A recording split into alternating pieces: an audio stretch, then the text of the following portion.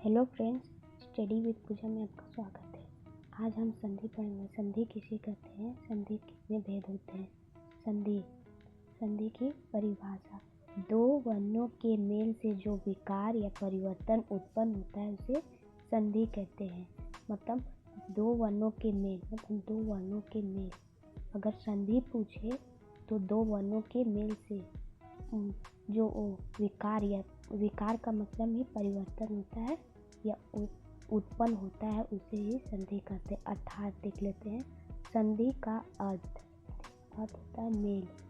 मतलब संधि का जो अर्थ होता है, अगर संधि का अर्थ पूछे तो संधि का अर्थ होता है मेल, और संधि विच्छेद का अर्थ पूछे तो तोड़ना होता है। मतलब जो एक शब्द को जो तोड़ दिया जाता है उसी को संधि विच्छेद।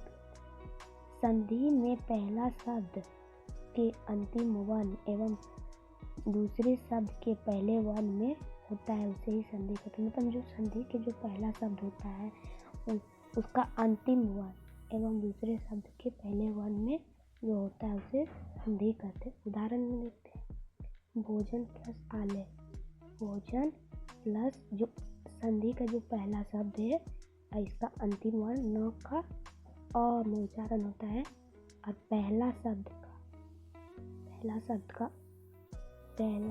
दूसरे शब्द का पहला वर्ण है, जैसे आ, तो आ प्लस आलय, तो दोनों को काट दिए, आ और आ काट दिए तो बचा ये वाला आ का मात्रा, तो आ कर दिए तो हो गया भोजनालय हो जाता है। जैसे देख सकते हैं कि संधि का उदाहरण है। संधि के 3 भेद होते हैं। पहला होता है स्वर संधि, दूसरा होता है व्यंजन संधि, तीसरा होता है विसर्ग संधि। संधि के 3 भेद होते हैं, स्वर संधि, व्यंजन संधि, विसर्ग